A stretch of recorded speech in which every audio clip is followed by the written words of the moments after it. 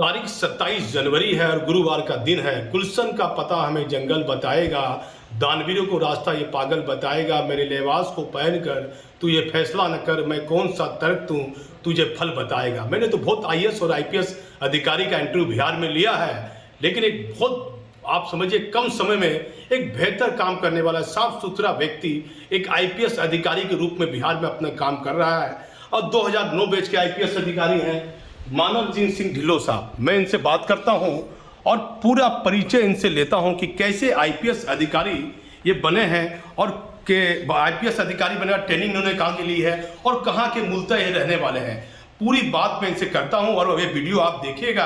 अब मैं कोशिश करूंगा कि पढ़ाई लिखाई कहाँ से सर किए हैं और किस तरह एक बाकरगंज में एक मामला हुआ था और इन्होंने 24 घंटे में उस मामले का उद्भेदन किया, उसमें बड़ा रिकवर भी किया। उस मामले में भी बात करूंगा। मैं ढिल्लों साहब से बात करता हूं और पूरा परिचय देता हूं सर से।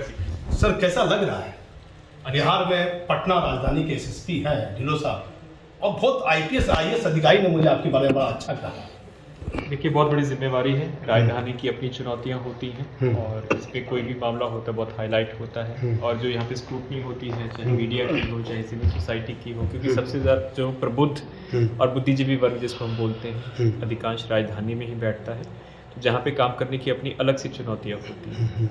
यहाँ पे हर चीज़ को आप लोगों को बहुत हर एक की माइन्यूट नज़र रहती है और बहुत ही पारदर्शी रूप से यहाँ पे काम हम लोग करते हैं और यहाँ पे रिजल्ट्स की अपेक्षा भी ज़्यादा क्विक होती है एज़ कम्पेयर टू अदर ज़िला। जैसे कुछ उसमें ग्रामीण परिवेश होता है, ये शहरी ज़िला होने के नाते यहाँ पे रिजल्ट्स भी बहुत जल्दी हम लोग। ढिल्लों साहब शुरुआत करूँगा, कहाँ के रहने वाले हैं मूलतः आप? मैं मूलतः पंजाब से रहने वाला हूँ, अमृतसर ज़िला मेरा गृह ज़िला है। तो सर कैसे आईपीएस अधिकारी बनने की तमन्ना है? परिवार में पहले से लोग सरकारी नौकरी में थे? नहीं, परिवार में हमारे यहाँ पे कहीं कोई भी सरकारी इस तरह से सरकारी सिविल सर्विसेज में नहीं था। जैसे कि आप जानते हैं कि पंजाब में ज़्यादातर लोग माइग्रेशन में बिलीव करते हैं, तो मेरा शुरू से कभी सिविल सर्विसेज में आने का नहीं। सर पिताजी से शुरुआत करता हूँ। मेरे पिताजी केमिस्ट्री लेक्चरर हैं। हाँ। लेक्चरर हैं, कॉलेज के लेक्चरर, वहीं से रिटायर हुए हैं। क्या नाम पिताजी का सर? मनजिंदर सिंह उनका नाम है। हाँ।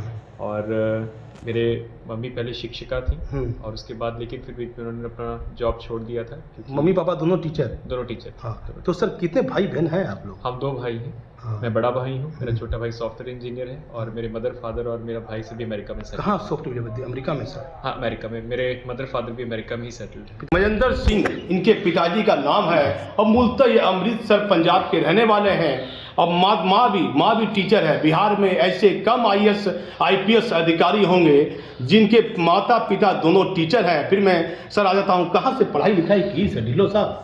मेरी सारी पढ़ाई लिखाई अमृतसर की है 10th तक और उसके बाद एक फेमस कॉलेज है खालसा कॉलेज, 10+1 10+2 मेडिकल मैंने वहाँ से किया था और उसके बाद फिर अपना एमबीबीएस का डिग्री मैंने गवर्नमेंट मेडिकल कॉलेज फरीदकोट से किया था और उसके बाद मैंने डिप्लोमा फ्रेंच लैंग्वेज और लिटरेचर में गुरु नानक यूनिवर्सिटी अमृतसर से किया हुआ है। बड़ा महत्वपूर्ण सब जिला में आप काम किए, समस्तीपुर में रहे, उसके रोहतास में भी आपने काम किया। बड़ा अच्छा नया ऑफिस में मैं गया था, वहाँ नया ऑफिस बना हुआ है। फिर मुंगेर में भी आप काम किए, उसके बाद पटना जैसा राजधानी मिला है आपको। फिर वो कौन बाकरगंज में लूट का मामला बढ़ाया बड़ा तेजी से। आप तो मेरा फ़ोन बार बार उठा रहे थे, उसमें कुछ लोगों ने कहा फ़ोन नहीं उठाते हैं। बाकरगंज का मामला बहुत हाईलाइटेड मामला था, तो उसमें हमारे लिए चुनौती भी थी क्योंकि बिल्कुल सघन जो कमर्शियल एरिया है वहाँ पे हुआ था। उसमें हम लोगों ने तुरंत फिर एसआईटी गठित किया और विदिन 24 आवर्स जो इसका उद्भेदन हो गया था, 48 आवर्स में सभी क्रिमिनल्स की अरेस्टिंग और पूरा रिकवरी भी हो गया। चलो साहब, कुछ व्यक्तिगत बात आ जाता हूँ, क्या लगा है आपको कि आईपीएस ही बनना है या और भी किसी विभाग में जाना चाहते थे? मन में कुछ तमन्ना थी? मेरी first choice Indian foreign service थी और पहली बात तो सिविल सर्विसेज कभी हम लोगों ने सोचा भी नहीं था क्योंकि मेरा सारा परिवार जैसे कि पंजाब की टेंडेंसी है कनाडा और अमेरिका माइग्रेट कर चुका है और मेरा भी माइग्रेशन लगा हुआ था। लेकिन मेरे जो ग्रैंड पेरेंट्स हैं, मेरे दादा दादी हैं, मेरे दादाजी ब्रिटिश आर्मी में भर्ती हुए थे और इंडियन आर्मी में उन्होंने सभी वॉर्स में सर्व किया है। तो उन्होंने फिर बोला कि हम लोग माइग्रेट इस उम्र पे नहीं करना चाहते हैं, तो मैं फिर अपने माइग्रेशन का फाइल विड्रॉ कर लिया था और फिर मैं यहीं पे रह गया। बाकी मेरा सारा फैमिली सेटल हो चुका है बाहर और मेरा कभी सोच नहीं था सिविल सर्विसेज में आने की। तो बिहार कैसे आना हुआ सर? बिहार कैडर आप? हम लोगों का, मेरा मूल कैडर जम्मू एंड कश्मीर है। मैं 3 साल हम लोगों के टाइम पे 2009 बैच का मैं, उस वक्त हम लोगों को चॉइस बेस्ड कैडर्स हो गए थे तो मेरा मूल कैडर जम्मू कश्मीर है। मैंने 3 साल कश्मीर में सर्व किया है, 2 साल अनंतनाग में और 1 साल श्रीनगर में रहा हूँ एज ESP। कैसा लगा सर वहाँ जम्मू कश्मीर में आपको काम करने से? वो भी बहुत एक चुनौतीपूर्वक कैडर है। हाँ। और वहाँ की अपनी चुनौतियाँ हैं, खास करके जो आतंकवाद है। मेरा 3 साल का टेन्योर लगातार वैली में ही रहा है वहाँ पे। हाँ। मेरी पत्नी क्योंकि बिहार कैडर में थी, तो पहले हम लोग प्रयासरत थे कि वो क्या सर हरप्रीत कौर साहब से प्रेम प्रसंग या पारिवारिक मतलब? पारिवारिक हम लोग। पारिवारिक नहीं। अब देखिए मैं एक नई बात आपको जान के दे देता हूँ। हरप्रीत कौर तो जिनके बारे में कहा जाता है कि ईमानदारी उनके साथ, आप देख लीजिए ईमानदारी में एक बड़ा नाम हरप्रीत कौर है। और मैंने 26 जनवरी के दिन देखा भी वो। और मैं सर से पूछूंगा, सर कोई गुरु की आपकी याद होगी, ये सबसे अच्छे गुरु आपके हैं जीवन में? मेरे सारे ही टीचर्स जो रहे हैं, चाहे मेरे प्राइमरी स्कूल में रहे हों, चाहे सेकेंडरी स्कूल में रहे हों, क्योंकि मैंने कोई कोचिंग नहीं लिया है।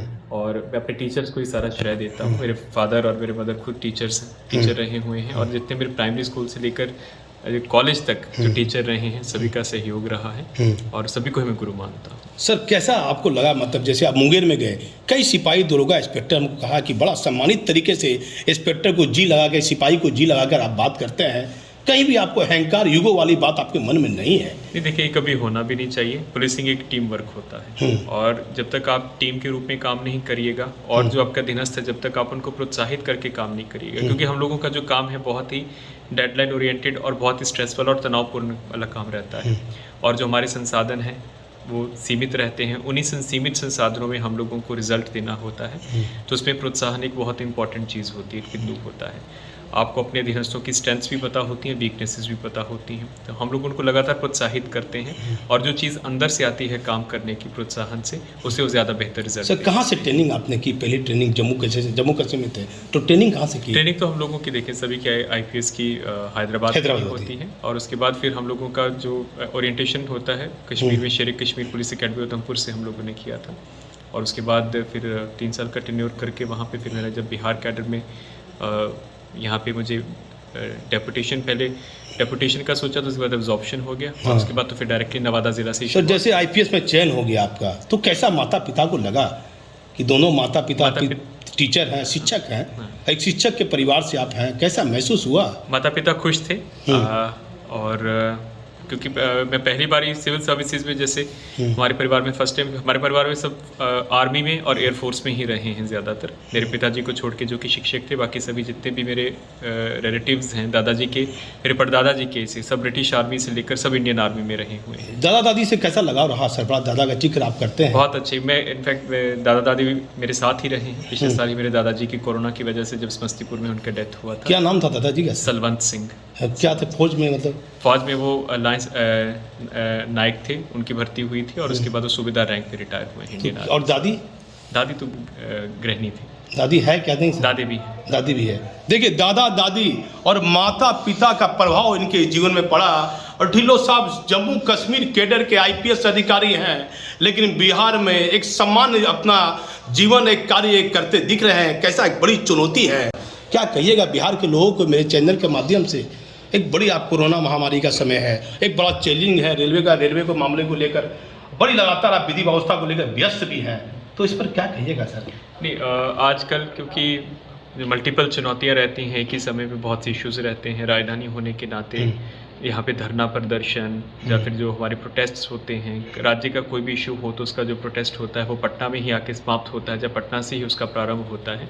तो हमेशा एक चैलेंज रहता है यहाँ की विधि व्यवस्था, एक चैलेंज रहती है। जैसे अब स्टूडेंट्स का भी प्रोटेस्ट है, तो उसका सबसे पहले जो प्रभाव पड़ा था पटना में ही पड़ा था। इसलिए हम लोगों को हमेशा सतर्क रहना पड़ता है। ये लगभग 2400 घंटे की ही ड्यूटी है, लेकिन इस चुनौती को हम भली भांति स्वीकार करते हैं। शादी कब की ढिल्लो साहब आपने? शादी हम लोगों की 2011 में। और बाल बच्चा सर? मेरा एक बेटा है। एक बेटा है।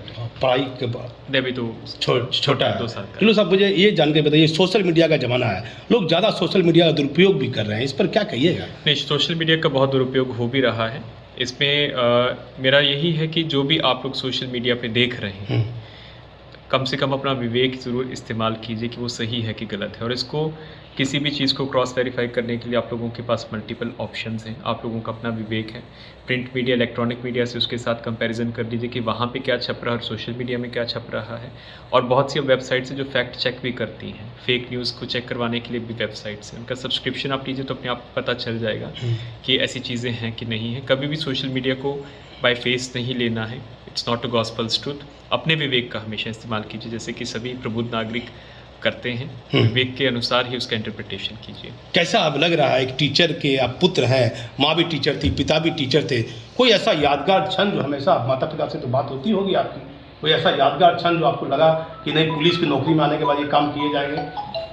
पुलिस की नौकरी में हमेशा चुनौतियां रहती हैं। सबसे यादगार पल तो यही होता है कि आपको जो संतुष्टि होती है तब होती है कि जब आपके पास कोई बहुत ही जिसके कोई गरीब घर का है कोई व्यक्ति है, या फिर जिसको कोई निस्सहाय जिसको हम लोग बोलते हैं, वो आपके पास आता है और आप उसका तुरंत कोई ना कोई समाधान कर पाते हैं, तो वो ज़्यादा सेटिस्फेक्शन होती है। ऐसा नहीं कि बहुत कोई बड़ा कांड हुआ, वो उद्भेदित हुआ, वो भी निश्चित रूप से उसमें सेटिस्फेक्शन होती है, लेकिन वो जो तुरंत इंस्टेंट सेटिस्फेक्शन आती है कि किसी का कोई छोटा सा इशू फंसा हुआ है और उसमें आप तुरंत फ़ोन करवा के आपके एसएचओ को या फिर अपने दोस्तों को बोल के इसको देख लीजिए, और जब उसका इशू सॉल्व हो जाता है तो उसमें ज़्यादा इंस्टेंट सेटिस्फेक्शन मिलती है। और पुलिस में ये एक चीज़ अच्छी है कि हम लोगों का बहुत सी चीज़ें डेडलाइन ओरिएंटेड भी रहती हैं और बहुत से हम लोगों के पुलिसिंग इंटरवेंशन की वजह से समाधान भी क्विक हो जाता है। बहुत चैलेंजिंग है सर IAS IPS वाला, तैयारी आप कर रहे हैं, किस युवा की ये कैसे तैयारी? देखिए, मैं एक चीज़ आपको बताता हूँ, बहुत से लोग से मेरे से सवाल करते भी हैं, बहुत से जैसे हम लोग आते हैं, युवा लोग आते भी, सर हमको बताया जाए कि हमको कहाँ जाना है, क्या करना है।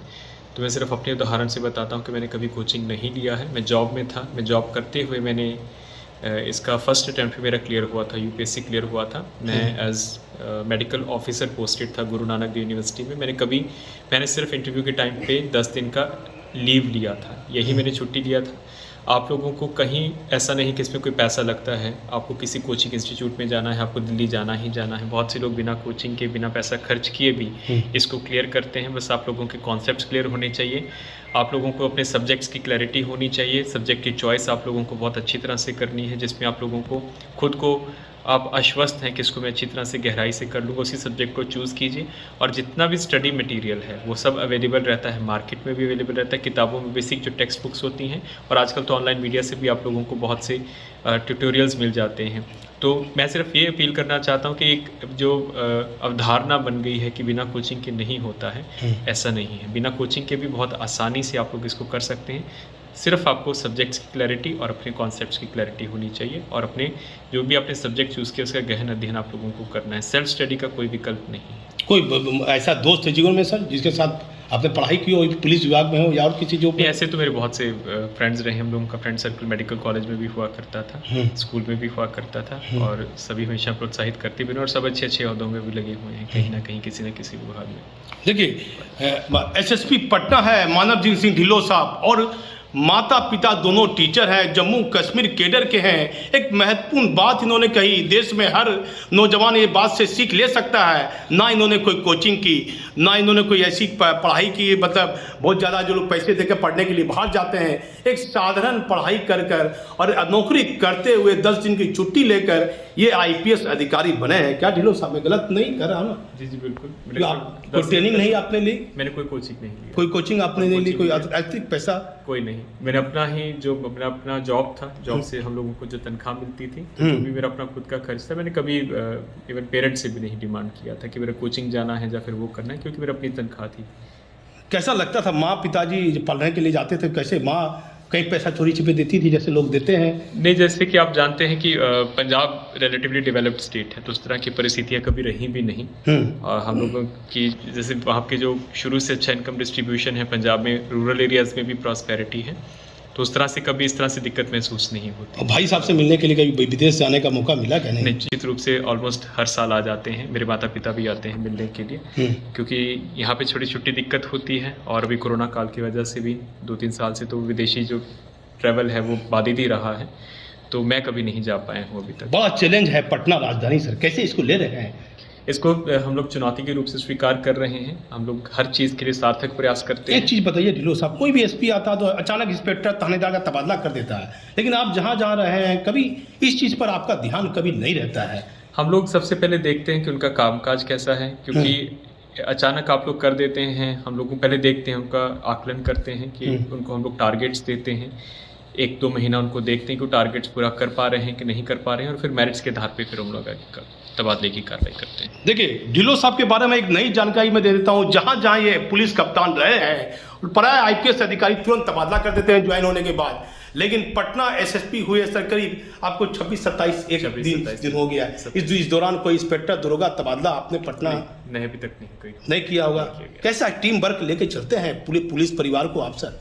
क्योंकि आप लीडर हैं, डिस्ट्रिक्ट पुलिस के लीडर हैं, तो जैसे परिवार में जो हमारे मुखिया होते हैं, तो परिवार में विभिन्न तरह के अपवाद भी होते हैं, लेकिन वो मुखिया का फर्ज है कि उसको कैसे उन अपवादों को न्यूट्रलाइज करके और संगठित रूप से आगे बढ़ना है। यही चीज़ पुलिस परिवार भी वही चीज़ है। इसमें हर तरह के लोग हैं, हर की अपनी अपनी क्षमताएं हैं, हर की अपनी अपनी स्ट्रेंथ्स हैं, वीकनेस हैं। तो हम लोग टीम वर्क में वही करते हैं जो सबसे कमज़ोर कड़ी है, उसी को चिन्हित करके, क्योंकि जब तक वो कमज़ोर कड़ी रहेगा आगे नहीं बढ़ पाएंगे। उसी के पेस के हिसाब से हम उसको मजबूत करते हैं, क्षमतावर्धन करते हैं, प्रयास करते हैं कि उसका क्षमतावर्धन हो, और क्षमतावर्धन करने के बाद उसको साथ में लेकर चलते हैं, क्योंकि इसका जो भी रिजल्ट आता है पुलिसिंग का, टीम स्पिरिट से और टीम भावना के काम करने से आता है। कोई एक व्यक्ति विशेष अकेला कुछ नहीं कर सकता है। कभी गुस्सा नहीं ढिल्लों साहब आपके चेहरे पर देखा गया नौकरी के दौरान? कहीं मुझे शिकायत नहीं मिली। मैं लगातार क्राइम रिपोर्टर के रूप में काम बिहार में मैंने किया है, लेकिन गुस्सा कभी आपके चेहरे पर नहीं। देखिए, गुस्सा एक वो स्वभाव होता है, लेकिन जो आप क्या माँ पर गए अधिक, पिता पर अधिक आप गए हैं? दोनों पर ही। दोनों पर ज़्यादा गुस्सा हो तो जब आप गर्म दिमाग से डिसीजन लेते हैं तो ज़्यादा संभावना है कि आप गलत डिसीजन लेंगे। जब भी आप लोगों को डिसीजन लेना है, ऑब्जेक्टिविटी के साथ डिसीजन लेना, उसके लिए आपका मन थोड़ा सा शांत होना चाहिए, गुस्से को आप लोगों को कंट्रोल और नियंत्रण करना चाहिए। क्योंकि यदि आप जो भी डिसीजन गुस्से में लेते हैं तो रिएक्टिव डिसीजन होता है, रिएक्टिव डिसीजन सही डिसीजन नहीं हो सकता है। तो पूरी स्थिति का आकलन करके और शांत मन से आकलन करने के बाद हम लोग निर्णय लेते हैं। इसलिए ऐसा नहीं कि गुस्सा नहीं आता, कई बार गुस्सा आता है, लेकिन ऐसा नहीं है कि उसको अधीनस्थों के ऊपर तुरंत ट्रांसमिट किया जाता है, आकलन स्थिति का आकलन किया जाता है। लेकिन सब मिलता होगा। मैं अपनी माता जी से ज़्यादा प्रभावित हूँ। माँ का नाम सर? बलजीत कौर। बलजीत कौर ना? माँ टीचर थी। अभी रिटायर की के भी है? नहीं, उन्होंने बीच में नौकरी छोड़ दिया था, अभी वो अमेरिका चले गए, वहीं पे सेटल्ड है। देखिए, माँ टीचर थी और माँ से कहीं ना कहीं ढिल्लों साहब का स्वभाव मिलता है। आप देखिए, और कई भावुक भरा ये इंटरव्यू है। ढिल्लों साहब ने अपनी माँ के बारे में कहा कि माँ से इनको बड़ी प्रभावित हुए हैं, और कहीं ना कहीं माँ का प्रभाव, माता पिता का आशीर्वाद है। एक IPS अधिकारी के रूप में आप सेवा बिहार में आप दे रहे हैं। क्या सर आपको लगता है कि और आगे बिहार में आप सेवा के लिए किस तरह का काम कीजिएगा? बिल्कुल, अब बिहार मेरा होम कार्डर है, और जो भी सरकार हम लोगों को रिस्पॉन्सिबिलिटीज़ देंगी, जिम्मेवारियाँ जो भी देंगे आगे भी, और जो वर्तमान भी दी हुई है, पूरी कर्तव्य निष्ठा के साथ उसका निर्वहन करना है। इसके लिए पत्नी का कैसा सहयोग है? बहुत सहयोग रहता है, बिकॉज इस वाली जॉब में फैमिली लाइफ सफ़र करती है, क्योंकि वो स्वयं इस प्रोफेशन में है। इस जॉब की जो डिफ़िकल्टीज़ हैं वो बहुत बाखूबी उसको समझती हैं, और जब कोई बहुत चुनौतीपूर्वक स्थिति भी होती है तो हम लोग आपस में विमर्श भी करते हैं, बहुत अच्छा सुझाव भी देते हैं। अब देखिए, मैं अपना इंटरव्यू यहीं समाप्त करता हूं, लेकिन एक आप शांत स्वभाव के देखिए, कई IPS और IAS अधिकारी को ढिल्लों साहब से सीखने की आवश्यकता है। इन्होंने कहा गुस्से में गलत डिसीजन लोग ले लेते हैं, शांत स्वभाव से इंसान को कोई डिसीजन लेना चाहिए। और पुलिस की नौकरी में मैंने तो बहुत IPS अधिकारी का इंटरव्यू लिया, लेकिन इस तरह का बयान कभी किसी भी IPS अधिकारी ने मुझे नहीं दिया। लेकिन ढिल्लों साहब का ये पूरा आप इंटरव्यू देखिए, इन्होंने कई महत्वपूर्ण बात कही है। और अपराध होता है, लेकिन अपराध में किस तरह कंट्रोल अपराध को करना है, कहीं ना कहीं इनका बेहतर कार्य बिहार पटना राजधानी में देखा जाएगा। इन पर आप विश्वास कीजिए। मैं पटना SSP कार्यालय से दीपक नौरंगी।